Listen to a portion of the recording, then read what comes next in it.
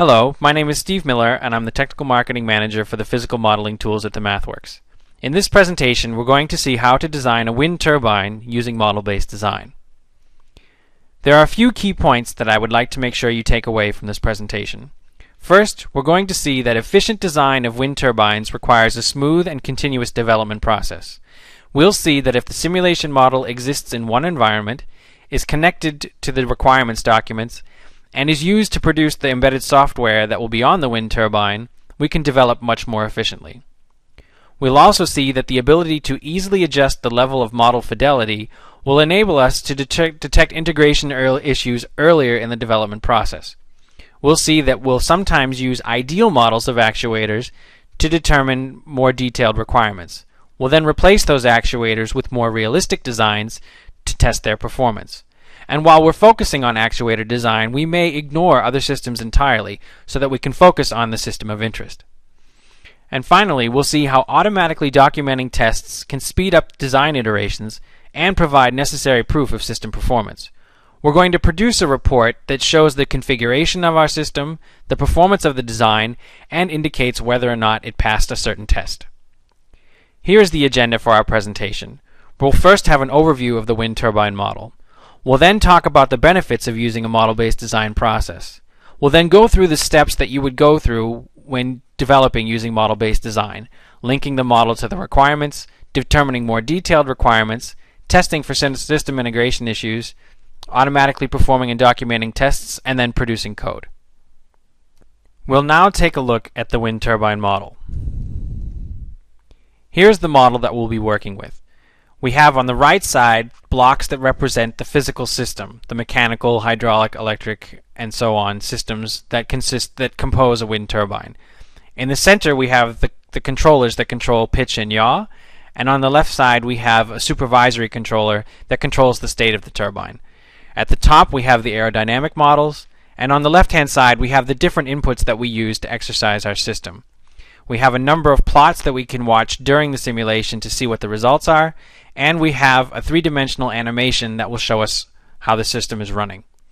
I'll start the simulation now. At the beginning of the simulation, we'll see that the wind speed is too low, so the system is in park. The system should not move so that the turbine is protected and not having an unneeded wear. Once the wind speed gets high enough, then the system will come to life. You've seen that the blades have pitched in order to catch the wind and generate lift and turn the rotor. At the top we can see the speed of the wind turbine. We'll see that the system is going to accelerate up to a certain speed, which will be the nominal speed for the generator. Once the wind turbine has reached that nominal speed, the blades will pitch in order to maintain that speed, so that the generator can produce the amount of power that the system is rated for. We'll see that as the wind speed and direction change, the pitch of the blades changes, and you may be able to see in the animation that the yaw angle of the nacelle is rotating. As the simulation continues, we see that the wind speed drops. The blades are pitching in order to compensate for that, but at some point the wind speed will be too low, and the supervisory logic controller will decide that it is time to turn the wind turbine off. The blades will furl or point towards the wind in order to brake and stop the wind turbine from spinning. So that's the overview of the wind turbine system. We can see that it went through a typical run or a typical test for a wind turbine system. We'll now take a look at the traditional development process and see how we can improve on that using model-based design. A wind turbine consists of a number of different subsystems that use different technologies. Usually, different teams will develop those different subsystems and then integrate them together. In a traditional development process, those engineers will start with requirements and specifications. They'll look at them and then attempt to develop their design. Once they've developed their design, in order to test it with the other subsystems, they'll build hardware prototypes, integrate, and then test. Now, with this traditional design process, there are a few difficulties. First, it's difficult for engineers to compare the design that they have to the requirements and specifications. The requirements may be unclear, they may be incomplete, and because they're not integrated with the design process, it's difficult for engineers to see if the improvements that they make or the iterations on the design still meet the requirements that they have. The next problem that this traditional development process has is that these individual teams are working separately from one another, and it's difficult for them to test to see what will happen when they integrate their different designs. Because they may be simulating in separate environments, it's difficult to integrate those models, which leaves the only option for testing for integration issues in hardware prototypes. Errors that are found at this point in the development process are extremely expensive to fix, so this is definitely not the best way to develop this system. If we look at a model-based design process, there are some changes that we would need to make. First, we want to make sure that we're simulating in a single environment. Doing this, we are able to detect integration issues earlier, because the different teams can communicate with one another using the simulation model. Second, we want to make sure that this model is directly linked to the requirements documents. If it's a bidirectional link, we can check and see, do the requirements meet the spec, and how is the spec being implemented in the design. This enables us to produce better designs by continuously comparing the design and the specification. Finally, if we take the model of the control system and we produce production code directly from that, we can also use the model to test the control hardware. We can generate code from the plant model, put that on the hardware in the loop system, and then test the hardware controller without using expensive hardware prototypes. This will lower the cost of the development process. So we can see there are a significant number of advantages that can be attained by using a model-based design process. Now that we have a better understanding of a model-based design development process, we'll see how we can link our model to the requirements document. Here's a situation that engineers often face. They have a requirements document that specifies how different systems are supposed to perform, the control system, the electrical system, what have you. They also have their simulation model where they're simulating these different systems. But it's difficult for them to compare their design to the requirements to determine if they are meeting system requirements or not. What we would like to do is give engineers a way to continuously compare the design that they've implemented to the system requirements. To do that, we're going to use Simulink verification and validation to directly link the design to the specification.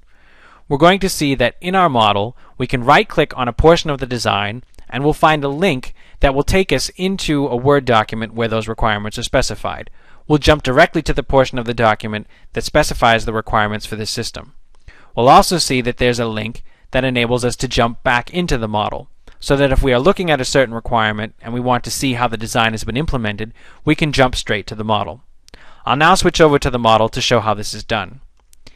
So in this model we have the yaw controller. And if I want to see what the requirements for this yaw controller are, I can right-click on the block and go to the requirements button. We'll see that there's a link to the yaw controller requirements here. If I click on this button, it will open up a Word document that shows where the requirements are saved. It uses ActiveX elements, which I'll need to activate. Now we can see that there's also a button here, and if we click on this button, it'll bring us back into the model to exactly the point where this portion is implemented. To show you how we can quickly add this bidirectional link, I'm going to add a bidirectional link for the pitch controller. So I'm going to go up to the pitch controller requirements portion of the document and highlight the text. Once I've highlighted the text, I'll go back to the model, right-click on the pitch controller, go to the requirements button, and say Add Link to Word Selection. Simulink verification and validation will then build the bidirectional link between these two documents.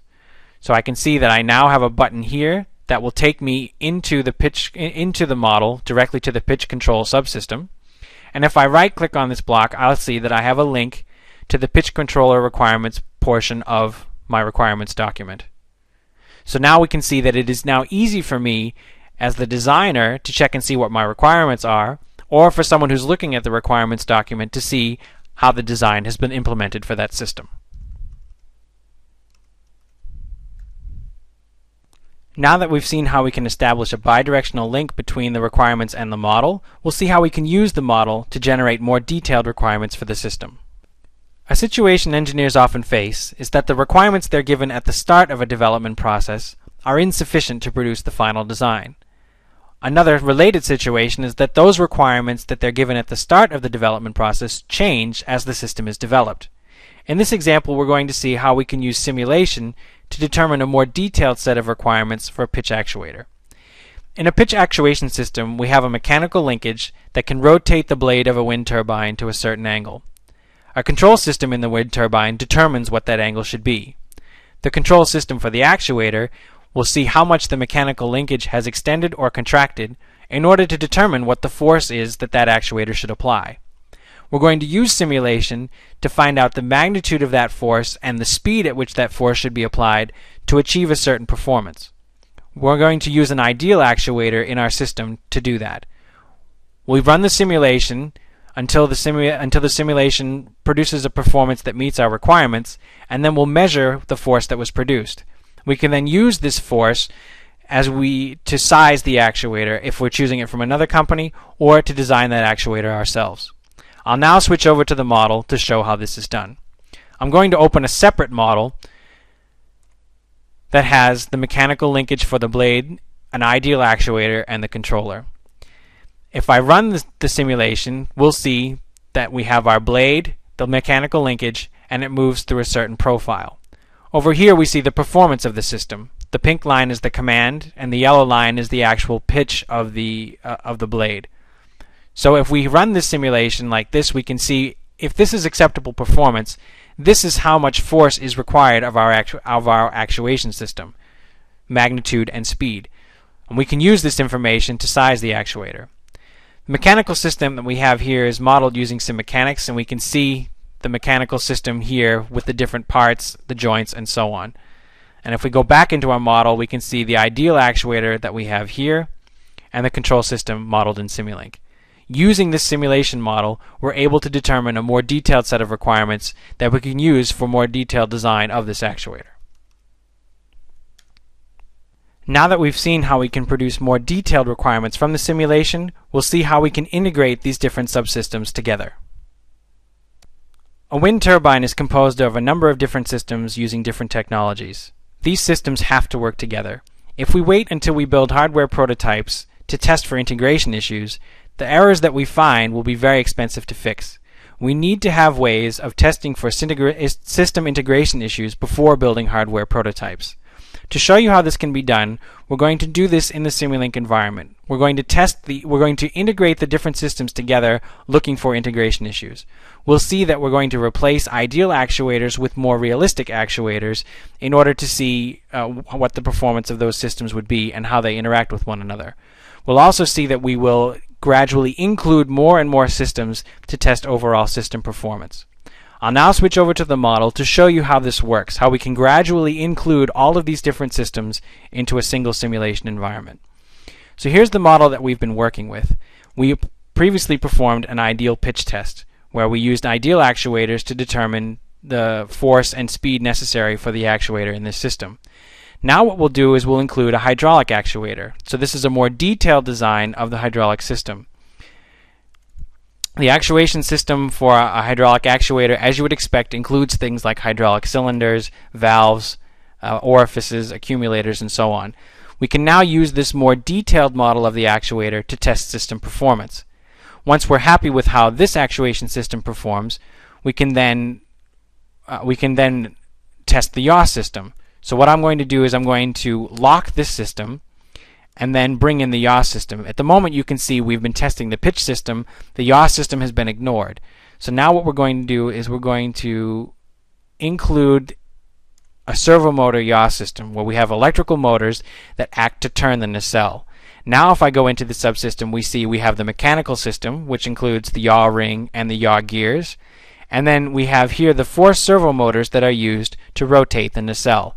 Here we see an electrical circuit that has the electrical source and a description of the a model of the motor, the servo motor.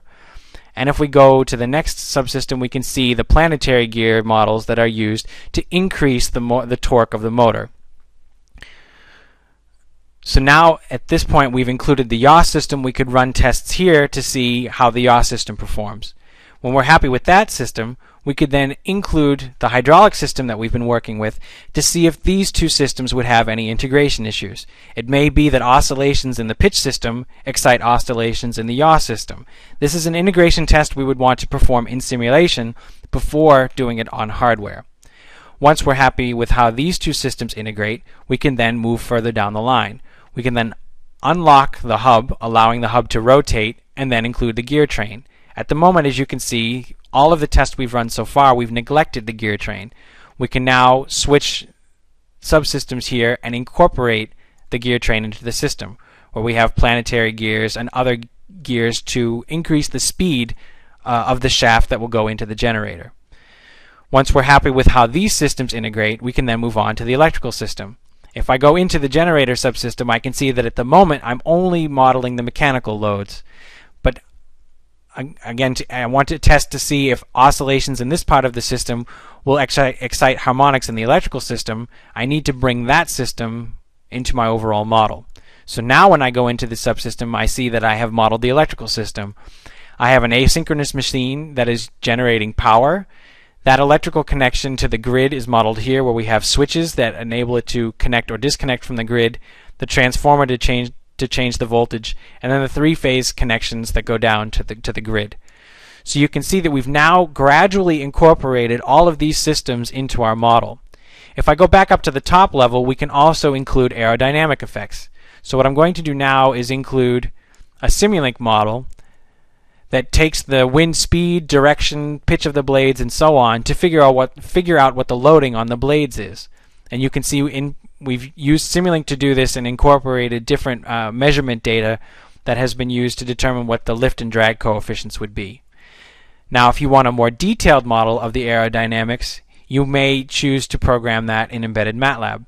So what I'm going to do now is substitute in a segmented model of the aerodynamic loads that has been programmed in embedded MATLAB. So we've used a text-based language in order to determine what the loads on the blades would be.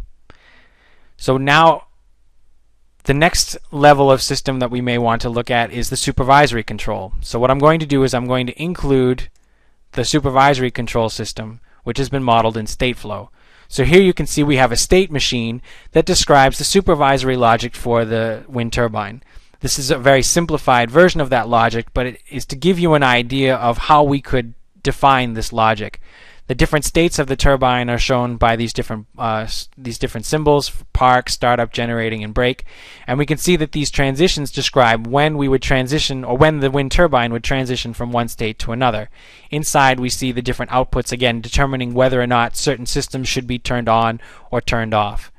So this shows you how we could gradually integrate these different systems all into a single simulation environment to check for integration issues even before we have hardware prototypes. Now that we've seen how we can integrate the entire system in one environment, we'll see how we can automatically perform and document tests on that system. It's rare that the first idea that an engineer comes up with is the best one. Design is normally a process of iteration, where engineers come up with an idea for a design, implement it, and then test it. The results of those tests then need to be evaluated before a new design change can be made. Now, in this process of iteration, the step of running the tests and evaluating the results can be time-consuming and is prone to error. Engineers may misread or misinterpret results.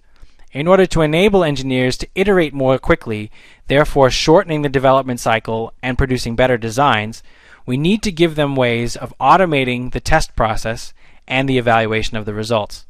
To show you how this can be done, we're going to use the Simulink report generator to run a set of tests and to automatically document and evaluate the results.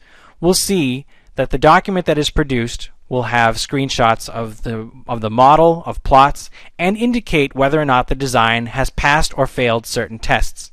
And these documents can be used to document the performance of a design.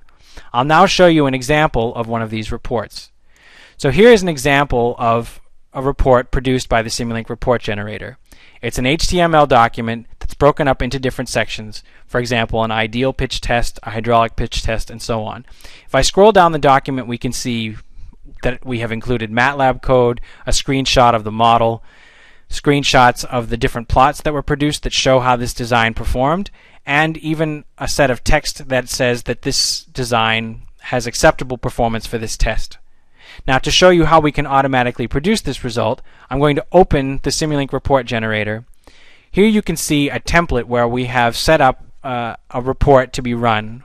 We're going to run two different tests. One for a wind test where the wind starts from no wind, accelerates, and then comes back to no wind, and then another test where a high speed wind test where the wind is too fast for the wind turbine. If I click on this button, it will start running the report. We'll see that the template that we have set up configures the turbine for the first test and starts it running. And we can see on the plots over on the right hand side that the simulation is running, and it is currently running the tests with the wind vector that we tested before. Again, no wind, accelerate to a certain speed, and then the wind dies off. During the simulation, we can see the results. At the end of the simulation, the Simulink report generator will take screenshots of different portions of the model and of the plots, and then automatically put that into the report. At the conclusion of this test, the Simulink report generator will configure the model for the next test. So we're almost at the conclusion of this model as the rotor is spinning down to a stop. Screenshots are now being taken, and now we can see that the model has been configured for the next test, where we are using a different set of test data for the wind. We can see that the performance is different, so we do know that we're using a different set of test data. And then at the conclusion of this test, the same process will be performed. The Simulink report generator will take screenshots of the model, of the different plots, and then put them automatically into an HTML file. We can use MATLAB code to evaluate the results. We can use other methods in order to determine what actually goes into the report. So now the tests are complete. We can see that an HTML document has been produced, and if we go to the different sections, we can see screenshots again of the model, the plots, and a table of data at the end. There are a number of different things you can do with the Simulink report generator, but again, the goal here is to speed up iteration. We've automated the running of these tests and the documenting of the results. As the last step in our demonstration, we'll show how we can produce C code from our model of a wind turbine.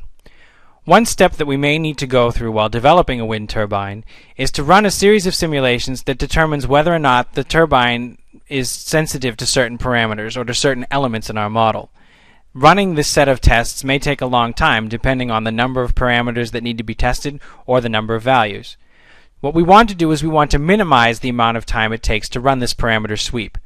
In order to do that, we're going to use Real-Time Workshop to generate C code from our model, as well as a standalone executable. We're going to use this standalone executable in addition to files that have the values for the parameters in order to run this parameter sweep. Again, the purpose of this test is to show you how we can generate C code from the controller and the plant model of our wind turbine. The steps that we're going to go through to do that look like this. First, we're going to generate a standalone executable from our wind turbine model. We're then going to save the different parameter sets that we wish to test in MAT files. These binary files will then be used with the standalone executable to run the parameter sweep. And when we're finished, we'll plot the results.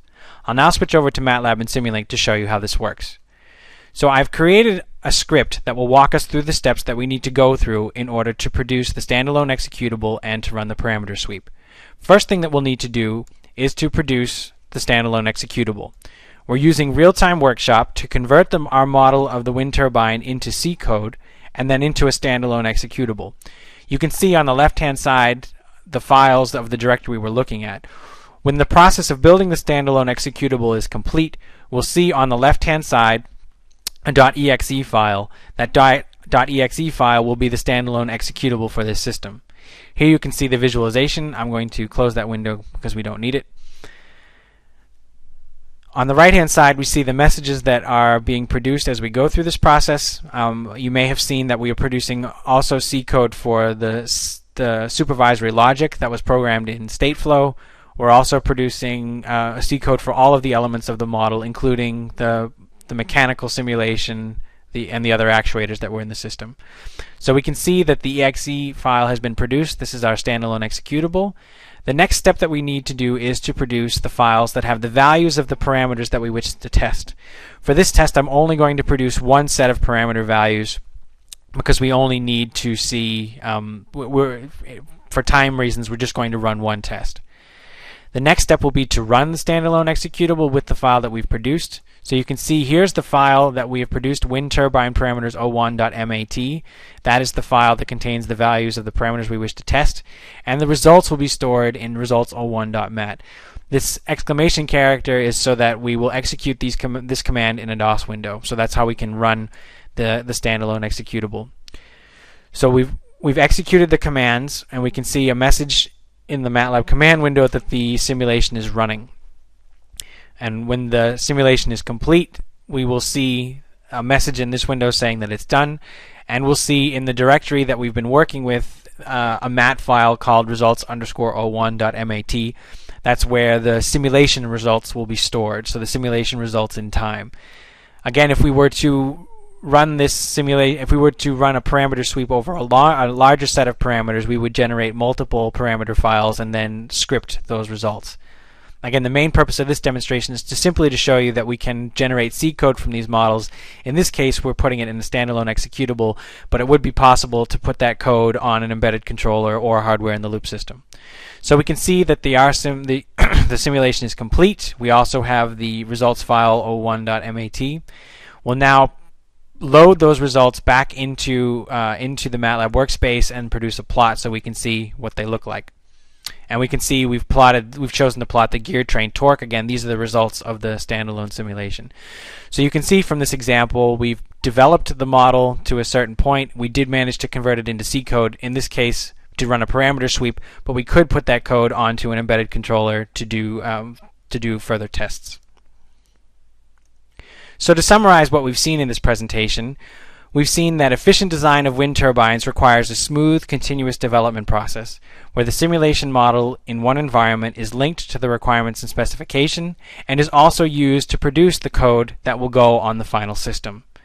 The ability to easily adjust the level of model fidelity made it easier to detect integration issues. We saw how we could include more realistic versions of actuators, test for integration issues in simulation, again without relying on hardware prototypes.